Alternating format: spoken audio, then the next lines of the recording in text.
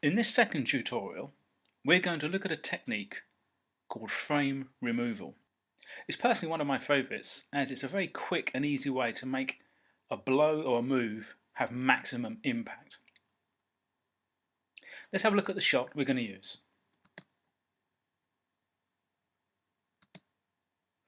What we're going to do is make a cut within the shot where our main protagonist lands the final blow on her opponent. Now, as shot, it looks perfectly good. It's been well staged, well filmed. It does look like the blow lands, and this is due to two very competent performers. But let's do a bit of frame removal.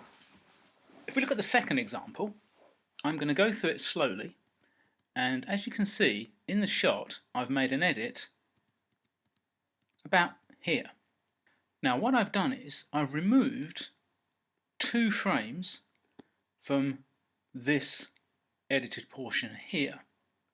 Now, the effect is subtle but very dramatic. If we go back and scroll back and forth over the edit, look at the position of the woman in blue.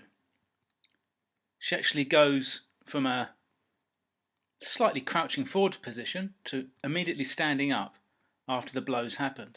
And look at the main protagonist's arm. It goes from here all of a sudden to over there. So I've removed, I think it was approximately 2 frames of footage. And what happens is it makes it look like the blow has landed very, very hard indeed. A bit of time has jumped forward. Effectively, it's a jump cut, but for the purposes of cutting action cinema, many editors refer to it as frame removal.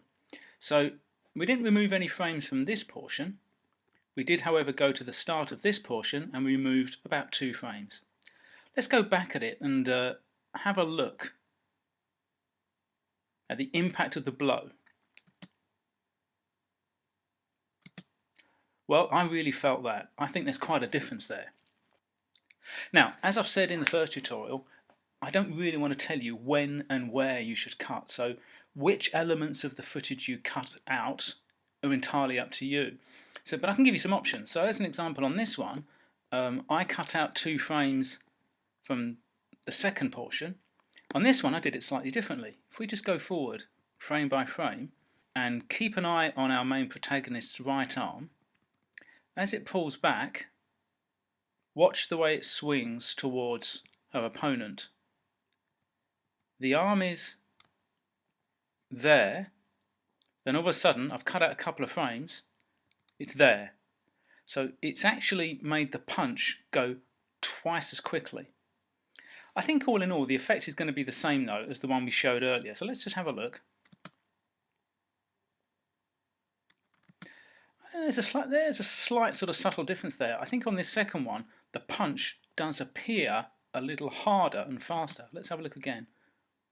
Yeah, I think it feels a little harder there, probably because we've removed 2 frames from the end of this one, so that punch went from there to there really quickly.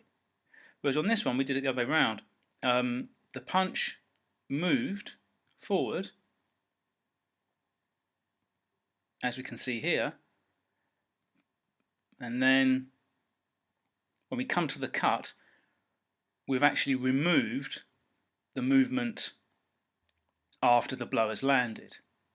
This one probably has less of an impactful punch, but it has, I think, a greater sense of effect on her opponent, because the opponent goes from crouching forward to all of a sudden knocked out. Both, I think, have actually pretty much the same effect, so it really is a case of sort of horses for courses.